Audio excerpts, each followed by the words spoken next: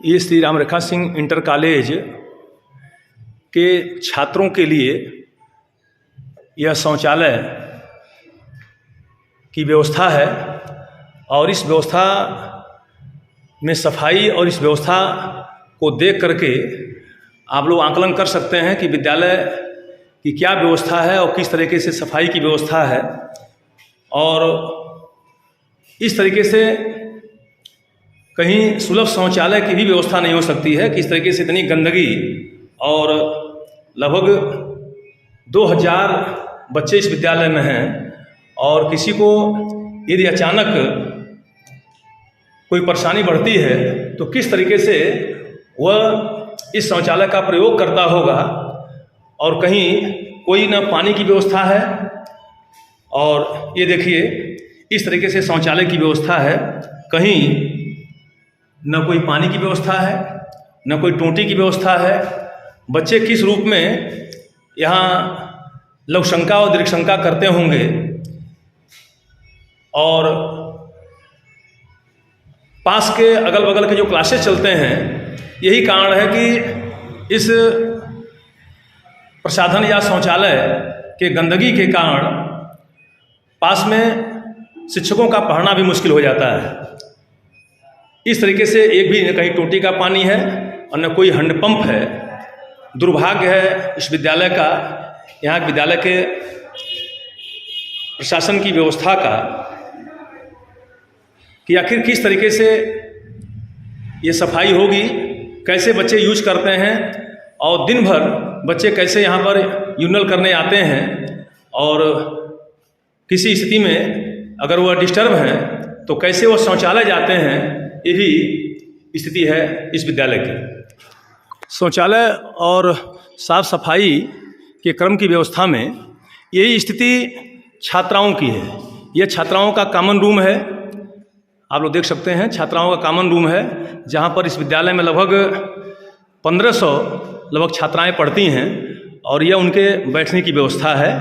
अब इस पर खाली घंटी में वह किस तरीके से इस कक्ष में बैठती होंगी, कैसे रहती होंगी, यह देखा जा सकता है।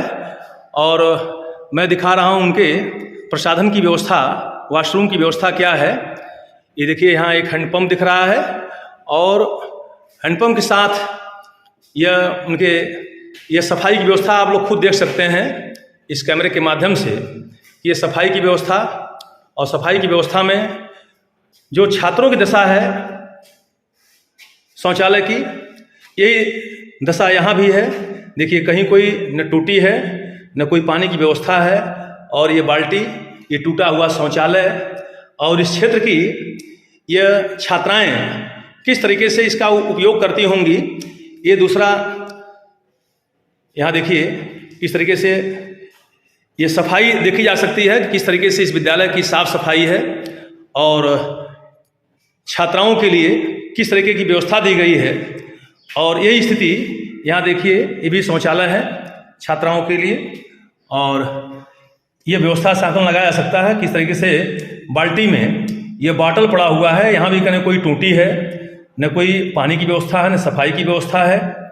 सीटें टूटी हुई हैं, फर्श टूटा हुआ है। कोई चिंता यहाँ के विद्यालय प्रशासन का नहीं है, जबकि प्रदेश सरकार की पूरी मंशा है कि सभी विद्यालयों में पठन पाठन के साथ यह सफाई और बच्चों के हित के लिए उनकी पूरे संसाधन मुहैया करना आवश्यक है।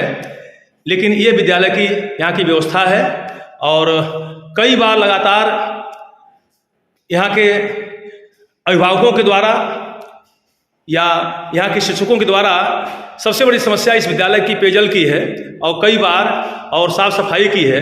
कई बार इस समस्या के लिए ध्यान आकृष्ट कराया गया, लेकिन उसके बाद भी प्रधानाचार्य के कान पर जू नहीं रेंगा और वह किस तरीके से विद्यालय देख रहे हैं, विद्यालय की क्या व्यवस्था है। जो गोरखपुर के जनपद के दक्षिणांचल में अपने को कहे जाने वाला यह जुबली इस रूप में हो सकता है, कभी यह कल्पना नहीं की जा सकती है।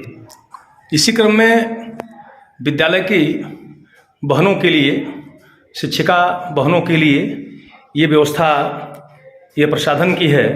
देख सकते हैं कि किस तरीके से क्या सफाई की व्यवस्था है और कैसे बहनें यहाँ पर आती होंगी या विद्यालय की साफ सफाई का आकलन किया जा सकता है। देखिए, इस तरीके से यह शौचालय की व्यवस्था है और ये सफाई की व्यवस्था है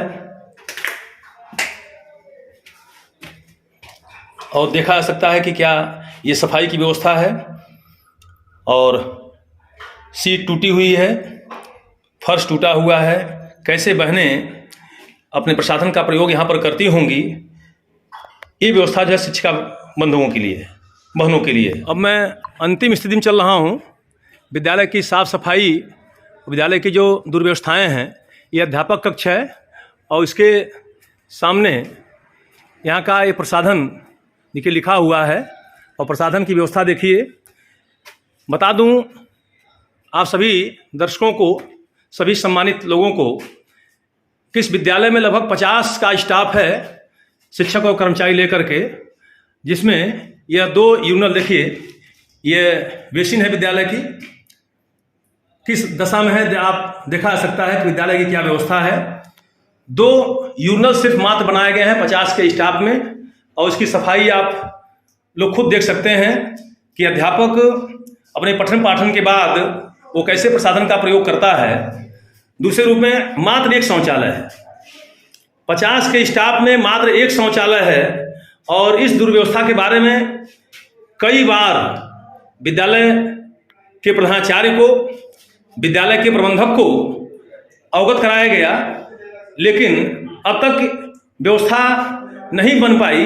क्यों नहीं बन पाई, यह शिक्षक किससे कहने जाएं अपनी बात। और किस तरह कभी कभी ऐसी स्थिति होती है कि बेल बजने के बाद यह सुलभ शौचालय की तरह या महाराष्ट्र की तरह यहाँ पर लाइन लगाई जाती है, नंबर लगता है और उसके अनुसार लोग अपने प्रसाधन या वॉशरूम जाते हैं और फिर वहाँ से आते हैं। प्रतिदिन का ही काम है और पास में यहाँ बगल में ही सटे या स्टाफ रूम है और स्टाफ रूम में इसकी स्मेल जाती है और कैसे लोग रहते हैं। कई बार इसका निराकरण करने के लिए कहा गया, लेकिन इसका निराकरण नहीं कराया गया। धन्यवाद।